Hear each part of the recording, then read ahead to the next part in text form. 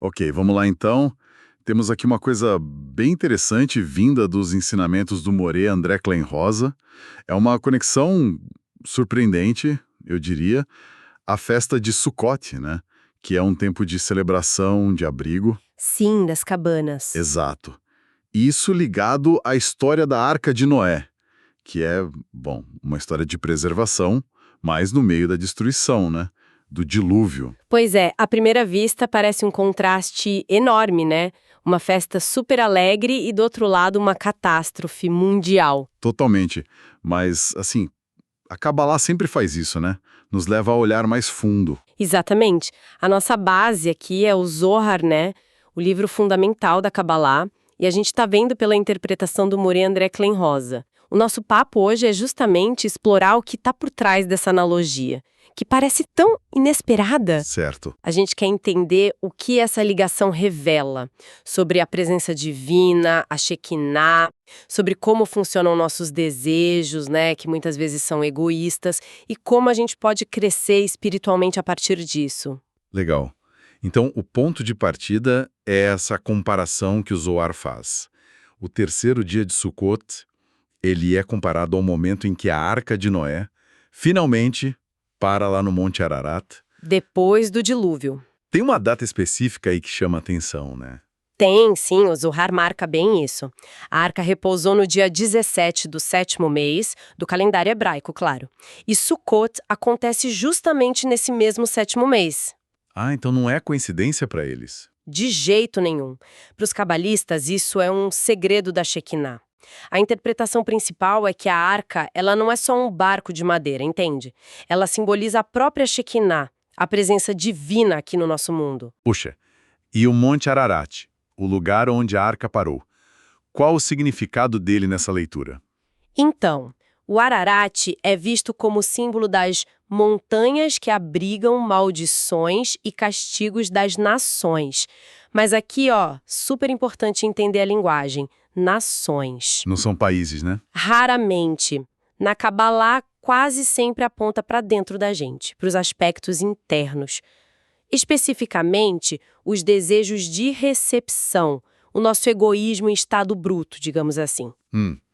Então a ideia é que a presença divina, que é a arca, encontra um ponto de estabilidade de repouso justamente sobre o símbolo dos nossos impulsos mais egoístas.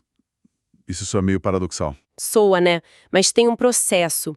É que nos dias antes de Sukkot, logo depois de Yom Kippur, o dia do perdão, a Shekinah é vista como uma mãe protetora. Ela fica ali pairando sobre os filhos de Israel, que aqui são aqueles que buscam a conexão espiritual, sabe?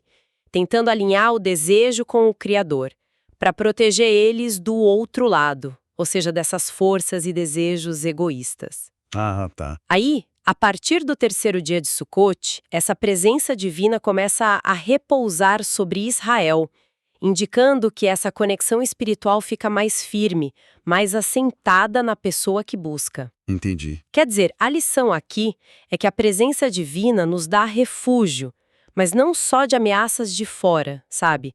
Principalmente das nossas próprias tendências egoístas.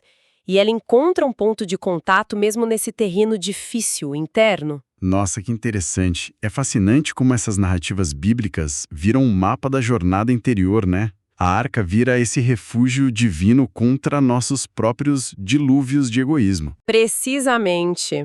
Essa é a beleza da abordagem cabalística, né? Transforma histórias antigas em guias vivos para a alma, super relevantes para hoje. E essa ideia do repouso da Shekinah, a partir do terceiro dia, isso conecta com outro detalhe curioso de Sukkot, lá da época do templo, né? Os sacrifícios de touros. Sim. Tinha um padrão estranho. A quantidade diminuía a cada dia da festa. Isso também deve ter um significado simbólico, imagino eu. Com certeza, tem sim. O Rabi Eliazar, que é uma figura chave no Zohar, ele explica isso. Ele relaciona com a Malchut, uma das 10 Seferot, né, as emanações divinas. Certo, Malchut, o reino. Isso. Malchut representa o reino, a manifestação da presença divina aqui no mundo físico. onde o divino interage com a nossa realidade de forma mais concreta. Pense em Malkuth como a realeza divina interagindo com o reino dela, que somos nós, nossa existência. Ok. Segundo Rabi Eleazar, é só a partir do terceiro dia de Sukkot que Malkuth começa a repousar de verdade sobre os ministros das 70 nações. De novo, lembrando? Nações aqui são os desejos egoístas. Exato, os múltiplos aspectos desse desejo dentro da gente. Tá. Então a presença divina manifesta a Malkuth começa a se relacionar mais diretamente com esses nossos aspectos egoístas a partir do terceiro dia. Mas como a diminuição dos sacrifícios entra aí? Então, a redução dos touros, ela simboliza uma diminuição na bondade, na luz, na energia divina que flui direto para alimentar essas nações, esses desejos egoístas. Ah, É como se, a partir do terceiro dia, o combustível direto para o egoísmo começasse a ser restringido pela própria dinâmica espiritual da festa. e o Mori André Klein Rosa liga isso diretamente com a história do dilúvio, certo? Sim, ele faz uma ponte muito bacana. Compara essa diminuição da energia que alimenta o egoísmo com o recuo das águas do dilúvio mesmo, lá em Gênesis, né? E as águas foram minguando. Nossa, O Mori André diz que a gente vive um dilúvio espiritual todo ano, uma enxurrada de desejos egoístas que ameaça afogar nossa consciência espiritual. Então, a diminuição dos sacrifícios em Sukkot seria o símbolo do começo do recuo dessas águas internas. a presença divina começando a frear a força do ego. Exatamente. Isso me leva para outra cerimônia importante de Sukkot, a libação da água, o Nissur Hamaim. Como ela entra nessa história de restringir o egoísmo? Ah, aqui a coisa fica ainda mais sutil e, à primeira vista, meio paradoxal mesmo. A libação das águas, o Maim, em Sukkot, segundo essa visão, o objetivo era atrair um tipo de sustento, mas para o outro lado, para esses mesmos desejos egoístas que estavam tendo a nutrição direta diminuída. Opa, espera aí. Atrair sustento para o egoísmo, justamente quando a ideia é diminuir a influência dele. Isso parece, sei lá, contraproducente. É como dar comida para o inimigo, não? Qual é a lógica? Parece, né? Mas é uma estratégia espiritual bem sofisticada, que reconhece como a realidade funciona. O desejo de receber, o egoísmo bruto, ele é a matéria-prima da criação. Não dá para simplesmente aniquilar. A questão é corrigir, redirecionar. A libação da água seria um jeito de alimentar o outro lado, mas de forma controlada, com uma energia mais refinada. A água simboliza Kesed, a bondade. Para quê? Para acalmar ele. Evitar que ele se rebele de forma caótica, já que está sendo restringido, né? Com menos touros. Entendi. Fazendo isso de forma consciente, ritualística, a energia desse desejo pode, no fim das contas, ser manejada e até usada para um propósito espiritual maior, beneficiando Israel, o buscador. Então, é como admitir. Olha, o egoísmo existe, não dá para ignorar ou matar de fome de uma vez, porque isso pode dar ruim. A libação seria um jeito de lidar com essa energia residual, canalizando para não atrapalhar e talvez até ajudar no equilíbrio. Exatamente isso. É uma dança delicada, sabe? Você restringe a alimentação direta, descontrolada, menos touros, mas oferece um sustento controlado, direcionado, à água, para manter o sistema equilibrado e permitir a transformação, não a destruição. É reconhecer a complexidade da nossa natureza. Faz sentido. Certo. Enquanto isso acontece com as nações, a energia para o egoísmo diminui. É manejado o que acontece com Israel. Lembrando que Israel aqui é o buscador espiritual, né? Aquele que busca Deus ligado à coluna central da Sefirot. Para Israel, para o buscador, a situação é o oposto da restrição. Para quem está buscando ativamente a conexão com o divino, se alinhando com a coluna central, que é o caminho do equilíbrio, focado em doar, em conectar, para essa pessoa, a bondade, o fluxo divino nunca diminui. Sério? Sim. O Mori André Klein Rosa cita muito o Salmo 34, versículo 11. Os leõezinhos necessitam e sofrem fome, mas aqueles que buscam Hashem, Deus, não faltará bem algum. Os leõezinhos são justamente essas outras nações, os desejos egoístas que sentem a restrição. Mas o buscador, aqueles que buscam Hashem, continua recebendo o sustento espiritual. Isso quer dizer que, enquanto a influência do egoísmo puro é contida, a conexão espiritual para quem se dedica a ela não só continua, mas pode até ficar mais forte. Sim. E tem mais, o ensinamento cabalístico é que o progresso espiritual verdadeiro é permanente. Israel, o buscador, está num processo de subida contínua, para níveis mais altos de santidade, de percepção. Tem um princípio fundamental. A pessoa que alcança um novo nível espiritual, que é promovida na conexão dela, não pode ser rebaixada. Nossa. A conquista espiritual é vista como uma transformação essencial da alma, duradoura. É uma visão bem animadora para quem está nessa busca. Mas o Morandres também faz um alerta importante sobre a motivação certa para essa busca, né? Para a gente não cair num egoísmo espiritual. Exato. Ponto crucial para não distorcer tudo. Ele sempre bate nessa tecla. Servir a Deus não deve ser motivado, principalmente, por esperar recompensa material, sucesso, reconhecimento aqui neste mundo.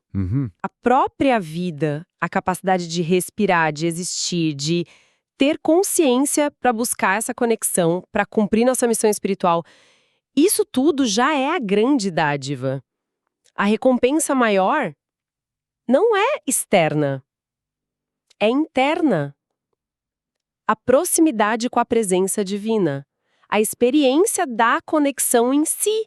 Buscar recompensa material como fim é cair de volta na lógica do outro lado. É irônico, né? Totalmente. Então, juntando as peças, Sukkot mostra a presença divina nos abrigando do nosso próprio egoísmo, Arca Shekinah. Os rituais, como os sacrifícios e a libação, simbolizam como manejar essa energia egoísta, restringindo e redirecionando. Isso. Ao mesmo tempo, quem busca conexão de verdade, Israel, tem um fluxo contínuo de energia espiritual e sobe de nível permanentemente. E a chave é fazer isso por amor à conexão, não por benefício externo. Resumo perfeito. É um processo anual de reajuste interno, de diminuir a força do egoísmo bruto e fortalecer a conexão consciente com o divino. E refinar nossa motivação nisso tudo. E essa necessidade de manter a perspectiva correta, focada na conexão e não nas circunstâncias, isso nos leva a um ponto muito prático e, confesso, um pouco assustador, que o Morandre aborda, a questão da gratidão versus o perigo de reclamar. Ele usa uma história bem forte envolvendo o Arizal, o Rabi Isaac Luria, um gigante da Cabala. Sim. Essa história é um alerta, bem sério, sobre o poder das nossas palavras, da nossa atitude interna. Conta-se de um estudioso da Torá super dedicado, passava dia e noite estudando os textos sagrados, mas vivia numa pobreza extrema, muita privação. Puxa vida! Aí um dia aconteceu uma coisinha boba. O jarro de barro que ele usava para pegar água quebrou. Foi a gota d'água para ele. Num momento de frustração total, talvez desespero, ele olhou para o céu e reclamou. Reclamou amargamente da sorte dele, questionando por que ele, tão dedicado, sofria tanto. Uma reação que a gente até entende, né? Sim. Dadas as circunstâncias. Mas qual foi a consequência espiritual disso, segundo a história? A consequência foi desproporcional ao que aconteceu. Segundo a narrativa, a reclamação desse estudioso por vir de alguém de um nível espiritual alto, conectado com a Torá, teve um eco muito forte lá nos mundos superiores. Nossa. Ela ativou as forças do Din, do julgamento, e atraiu um decreto celestial bem pesado. Não só para ele, mas que ameaçava a comunidade inteira dele. Precisou o Arizal, com aquela percepção espiritual incrível dele, perceber o perigo e intervir, com as práticas e meditações cabalísticas dele para anular o decreto e restaurar o equilíbrio. Que impactante isso. Uma reclamação vinda de um sofrimento real quase causa uma calamidade espiritual. O que o Morelli André tira como lição principal disso pra gente? A lição é a importância crítica, vital, da gratidão. Mesmo e talvez principalmente quando a gente enfrenta dificuldade. Pobreza, sofrimento de qualquer tipo. É crucial manter a consciência do valor que não tem preço do dom da vida, da própria existência, da chance de servir, de se conectar com o divino, independente se as circunstâncias externas são boas ou ruins. Entendi. A reclamação, a murmuração, o medo constante são vistos como atitudes que abrem brechas espirituais, convidam energias de julgamento, de negatividade. Elas são o oposto da imuná, que aqui é mais que só fé passiva. É uma confiança ativa, profunda na providência divina, sabe? Uma certeza interna na bondade lá no fundo e do shalom, a paz que vem da inteireza, da conexão espiritual. Reclamar seria como enfraquecer nosso próprio escudo. Então a gratidão não é só um sentimento bom, é uma postura espiritual ativa, uma força que nos alinha com a bondade e nos protege. Exatamente. A gratidão consciente é um ato de reconhecer a fonte de toda a vida, de toda a bondade, mesmo quando essa bondade está escondida pelas dificuldades. Ela fortalece a imuná, fecha as brechas para a negatividade e mantém a gente conectado com o fluxo da bênção, da paz shalom. Manter a gratidão mesmo na dificuldade é mostrar confiança, alinhamento com a vontade superior. Ok.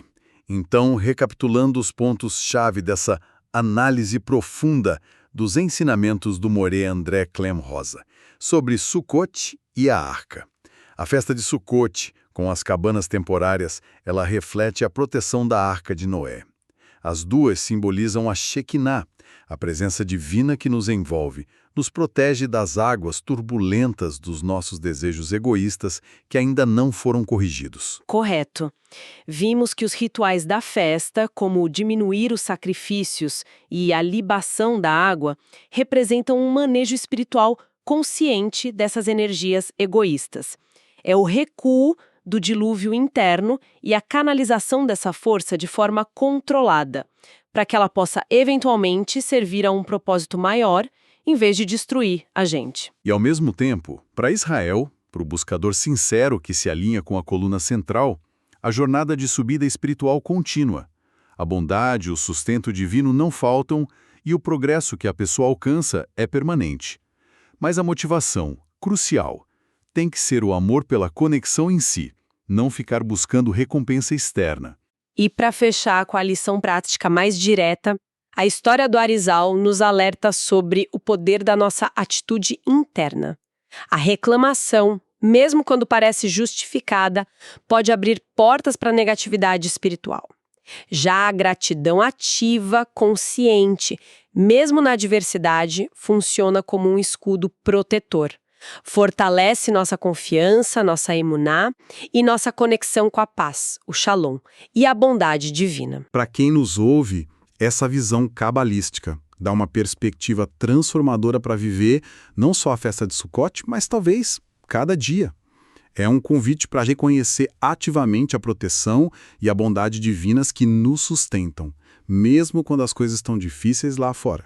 Sim, e também um convite para a gente se autoavaliar com honestidade, né? Onde está nosso foco principal? É na conexão espiritual em si ou na expectativa de resultado de benefício material?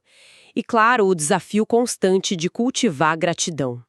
Como prática diária, deliberada, encontrar motivo para agradecer mesmo nas coisas mais simples. E isso nos deixa com uma pergunta para refletir, né? Um pensamento para levar daqui que sai direto dessa análise.